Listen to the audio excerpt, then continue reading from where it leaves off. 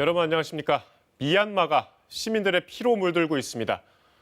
오늘 민주화 시위가 시작된 이후 최악의 인명피해가 발생한 것으로 전해졌습니다.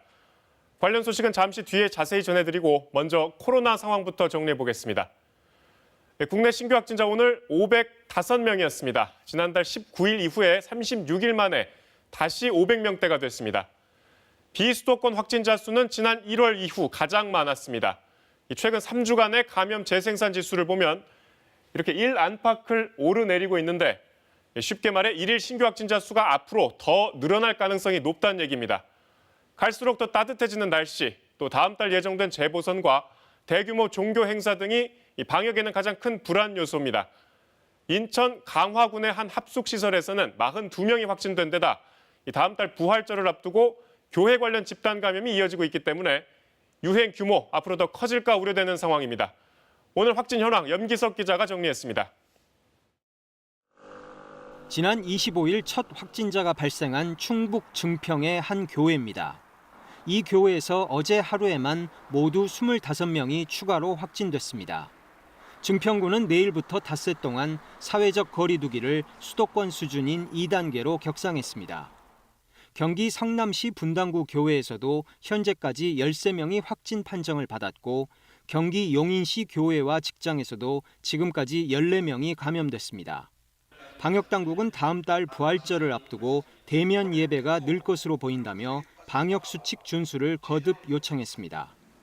또 종교 모임 전후의 소모임과 식사를 통한 집단 감염이 늘고 있다며 주의를 당부했습니다. 기침이나 발열 등 의심 증상이 있을 경우에는 교회를 비롯한 다중이용시설 등 사람이 모이는 곳에는 절대 가셔서는 안 됩니다. 백신 누적 접종자는 80만 명에 육박하고 있습니다.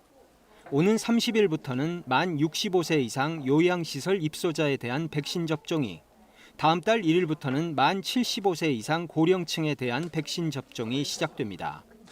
백신 접종 후 이상 반응 의심 신고는 하루새 149건이 늘었습니다. 이 가운데 140건은 근육통과 두통 등 접종 뒤 흔히 나타나는 증세였습니다. 사망 사례는 4건인데 모두 요양병원 입원 환자로 기저질환이 있었습니다. 접종과 사망 간의 인과관계는 확인되지 않았습니다. 정부는 고령층이나 기저질환을 가진 사람일수록 감염 시 치명률이 높다며 백신에 대한 불안감을 갖기보다는 신속히 접종에 응해달라고 강조했습니다. 백신은 자신과 가족과 이웃을 위해 그리고 하루빨리 일상으로 돌아가기 위해 접종하는 것입니다. 한편 방역당국이 국내 변이 바이러스 감염자에 대한 전수 분석을 실시한 결과 변이 바이러스 감염자 중 60% 이상이 무증상이거나 경증이었던 것으로 조사됐습니다. KBS 뉴스 염석입니다.